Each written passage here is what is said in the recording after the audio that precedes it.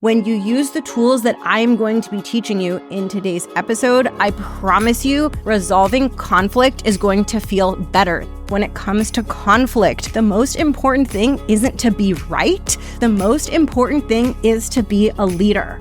The more that you watch yourself break through obstacles, break through walls, solve problems, take things to resolution, the more your imposter syndrome goes away and your confidence grows because you are watching yourself show up powerfully to resolve difficult things over and over and over. Welcome to The Art of Speaking Up, a podcast that helps professional women access the limitless potential that lies within them. I'm your host, Jessica Guzik, and my mission is to help you find that spark inside you that has the power to transform your career in ways you may not have thought possible. I'm so excited that you're here. And now, on to the show.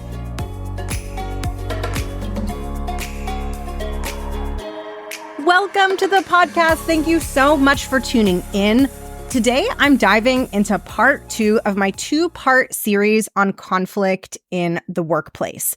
In part 1, I talked about why conflict is inevitable and also why conflict can feel so anxiety-inducing and uncomfortable at an emotional level. And now in part 2, we get to move more into the fun part, more into the productive part, and I'm going to be talking about how to resolve conflict. Because one of the most powerful things that you can demonstrate at your company in order to get ahead in your career is to show people that you know how to navigate and resolve conflict. When there is someone at a company who can resolve conflict, that person becomes enormously valuable to the company, and that person tends to become someone that is going to get retained and promoted. I want you to think about it from your perspective. Imagine you have 2 employees who work for you.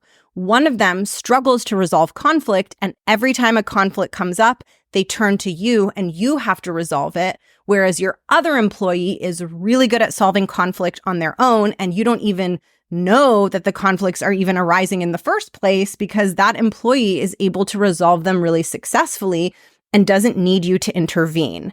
Which of those 2 employees are going to be more valuable to you? Which of those 2 employees are you really going to want to make sure stick around on your team? Probably the one who's able to resolve conflict. That's the employee that I want you to be. And in today's episode, I'm going to be teaching you how to become that employee and how to resolve conflict in a way that feels good to you and good to your stakeholder. And so often we associate conflict with feeling bad, but actually when you have more advanced conflict resolution skills and more advanced leadership skills, what you'll find is that there are ways to bring different opinions and conflicts and arguments to resolution. And there are ways to do it that don't have to feel bad and combative and adversarial. You can do it in a way that feels authentic to your personality, that takes into account the fact that maybe you're highly sensitive or more empathetic. And you can do it in a way that feels really collaborative and really good for the stakeholders around you. That is what I'm going to be teaching you in today's episode. And I am so excited about it because I find it so rewarding and fulfilling to learn new communication skills and new leadership skills that not only help you be more effective and not only help you create more results in your role day to day, but also that help you feel good. When you use the tools that I'm going to be teaching you in today's episode, I promise you resolving conflict is going to feel better. It's going to feel less intense. It's going to feel less adversarial. It's going to feel less scary. And I am so excited for you to experience all of the benefits that come with that transition. So what I'm going to be teaching you today is a psychological approach to resolving conflict. Or we could think about it as a philosophy, an underlying philosophy that you are going to adopt whenever a conflict between you and one or more other stakeholders pops up. This is the underlying philosophy that also informs the way I teach assertiveness and conflict resolution in my group program, The Art of Speaking Up Academy. And this is the philosophy that I used when I was in my corporate career that helped me develop a reputation as a super effective leader who people actually wanted to work with because people enjoyed working with me interpersonally. And that really benefited my career progression and my path to an executive role. And I want the same for you. So this tool or this philosophy is what I refer to as the three-party model. So in today's episode, what I'm going to be doing is I'm going to be teaching you what the three-party model is.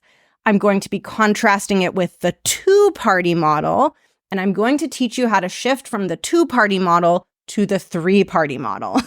If that sounds a little bit complicated, a simpler way that I can share it with you is I'm going to help you shift from solving conflict in a way that feels bad to solving conflict in a way that feels good. So first, I have to explain to you what the two-party model is. This is not what I recommend. This is a way of solving conflict that feels bad, but I'm going to explain it to you so that we can contrast it with the three-party model, which is a way of resolving conflict that feels good. So what the two-party model means is that when a conflict arises, maybe you share your work and someone in the room doesn't like the way you're proposing that you do your project, or maybe your boss is pushing back against something that you've been working on. But whatever it is, in the two-party model, when a conflict arises, in your mind, you are thinking about that conflict as involving two parties, you and the other person who is present in the conflict. Very intuitive. That's why it's called the two-party model, because there's you and there's them. Now, typically, when you're operating under the two-party model, you're naturally in a me versus them mentality, because there's two parties and they disagree and they're at odds with one another. So it's very much a you versus them type of feeling. And as a result, it can make the conflict feel very heightened, very combative, very zero-sum, very adversarial.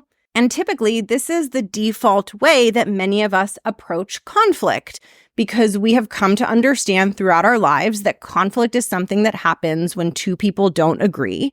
And so typically, we think of conflict as having two parties, hence the two-party model. Now, of course, while the conflict does actually have two parties, you versus the other person, I find that it is much more helpful to shift from the two-party model to the three-party model when it comes to resolving conflict. So let me explain to you what the three-party model is. The three-party model is a psychological approach to conflict. And instead of thinking of the conflict as involving two parties, you versus the other person, you imagine that there are three parties involved in the conflict. There's you, there's the person who disagrees with you, and then there's the third party, hence the name three-party model. The third party is the CEO of your company. Now, of course, the CEO of your company probably isn't actually in the room with you when the conflict arises, but under the three-party model, you imagine that the CEO is part of the conversation. And in the three-party model, you step out of your own position and your own identity in the conflict, and you adopt the identity and the position of the third party, aka the CEO. In other words, you shift your psychological perspective from resolving the conflict based on you and your needs, and instead, you solve the conflict from the perspective of the CEO of your company and what their needs might be.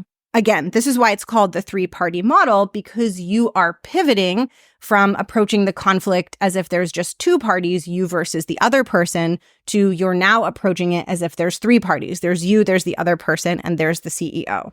Now, the reason that the three-party model is so effective is because a CEO is going to bring certain qualities to the process of conflict resolution that are going to make for a far more powerful way of resolving the conflict. A CEO is going to be thinking more top-down about what's best for the business. A CEO is going to be less emotionally invested in the two different sides of the conflict. They're going to be thinking a bit more neutrally and a bit more just with the business's interests in mind. And a CEO, because they're not going to be biased one way or the other, is going to be incentivized to try to find creative options for resolving the conflict. They're going to be thinking at a higher, more sophisticated level, and therefore they're going to come up with much better solutions. So in the three-party model, not only are you stepping outside of your own perspective, but you're actually elevating your thinking and problem solving to the level of a CEO.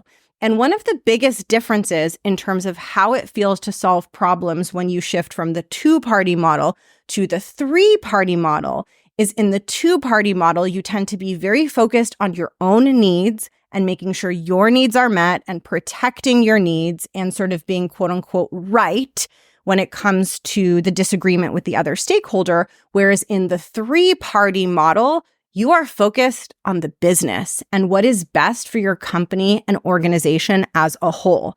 And this doesn't mean that your needs don't matter. It means that you're trying to find a sense of balance and harmony when it comes to the conflicting needs and perspectives of the two parties in the conflict. So to help you really wrap your mind around the three-party model, I want you to actually step into the mindset and identity of a CEO, because this is going to really help it click for you. So here's what I want you to imagine. Just for a second, I want you to suspend all disbelief and all skepticism, and I want you to imagine that you are the CEO of your company. And I want you to imagine that you are in a room and your chief marketing officer who reports into you is sitting in that room. And your chief product officer, who also reports into you, is sitting in that room. And you all three are having a discussion about the timing of your company's next big marketing campaign. And I want you to imagine that the CMO says, I really, really think that we should schedule this marketing campaign for Q3. Then I want you to imagine the chief product officer says, no, not Q3. It has to be in Q4. And the chief marketing officer says, no, like we really need to do Q3. And the chief product officer says, it's got to be Q4. Now, what I want to ask you is, if you are the CEO in this room and you want to resolve this conflict, what would you do? Well, I'll tell you what I teach my clients what to do. And this is going to help you really understand the power of the three-party model. So if I was the CEO in this situation, and I'm guessing this is what you would do if you were the CEO too, is the first thing I would do is I would surface as much information as possible to try to understand why each of these stakeholders has the preference that they have. So I'd say, hey, CMO, you want to do it in Q3. Why? Talk me through your thinking. And then I'd turn to my chief product officer and I'd say, hey, chief product officer, you want to do the marketing campaign in Q4. Walk me through your thinking. Why is that important to you?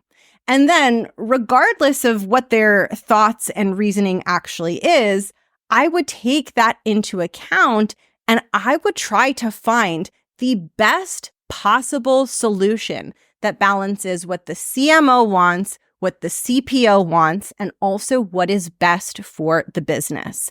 And in that problem-solving process, not only would I be trying to figure out how I can balance all of those needs, but I'd also be thinking creatively of new and innovative ways to get all of their needs met. So even if it seems like they're hitting a wall, or even if it seems like there isn't really a solution, I would push my thinking to see if I could find a way that works for everyone. And if I couldn't find a way that works for everyone, I would try to identify the best possible path forward given the constraints and the trade-offs. So you'll notice that when I'm in the position of the CEO, I'm not getting overly attached to either one of their perspectives, right? So it's not like I'm going to be like, ugh, chief marketing officer, you are so annoying. I don't like you. I'm just going to go with what the chief product officer wants, right? That would be really poor leadership, because I wouldn't be accounting for the deeper reasons behind their preferences and how those reasons are impacting the business.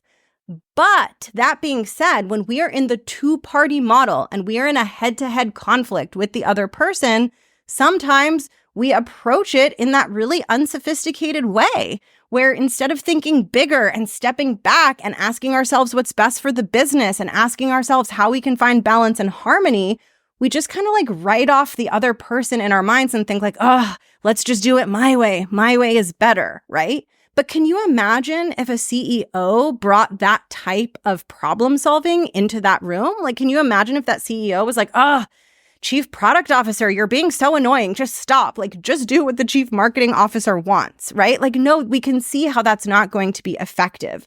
And we can see how it's so important to step out of two-party me versus them thinking and into the three-party model so that we can think about the needs of the business as a whole, so that we can be more creative in identifying solutions, and so that we can make higher quality decisions for the business. When you step into the three-party model, when you treat yourself like the CEO as opposed to treating yourself like someone who's in the weeds of the conflict, you tend to find better solutions.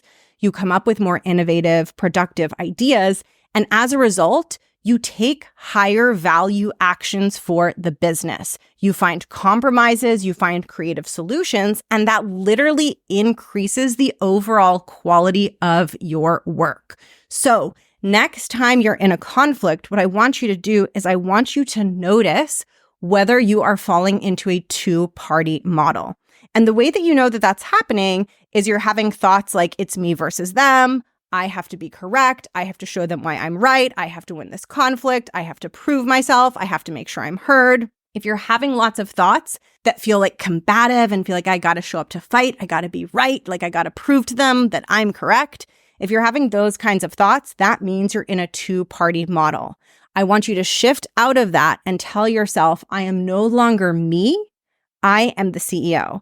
I am stepping in as the CEO to find the best possible path forward between the real me and the other person in the conflict. And of course, you're still going to take your needs into account, right? It's not that your needs don't matter. It's that instead of only focusing on your needs, you are stepping back and focusing on everyone's needs, your needs, the other stakeholders' needs, and the needs of the business. And you're finding creative ways to maximize the balance and harmony that you can achieve across all of those things.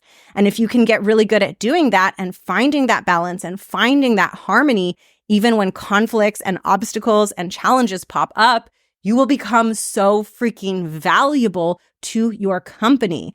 And I feel so passionately about this because conflict is a place where we either kind of like fall into these non-productive habits that really don't serve us professionally, or we can rise into incredibly powerful leadership that helps distinguish us, right? So we can be like in this combative two-party model that might feel in the near term like we're protecting our needs and fighting for what we want, but we're missing the bigger picture. We're missing the opportunity to step up as a leader and show people that we are capable of that higher level thinking and that we are capable of working through difficult situations and bringing them to resolution in a way that is productive for the business and in a way that feels productive for all of the humans involved. This is why when it comes to conflict, the most important thing isn't to be right. The most important thing is to be a leader. I want you to think about it as like, okay, I can be in a two-party model and I can fight to be quote unquote right and I can win and I can be correct, or I can show people I'm a leader and I can massively accelerate my career path at this company. And when you start to see it that way, conflict becomes less stressful because every conflict is an opportunity to be like, oh my gosh, I'm going to show people what I can do. I'm going to show people what I'm made of. They see this conflict has popped up. It looks ugly. It looks messy. It looks adversarial. I'm going to show them that it's not. I'm going to show them how gracefully and effectively I am able to clean it up. And let me tell you, not only will that make you look really good, but you will start to feel so confident.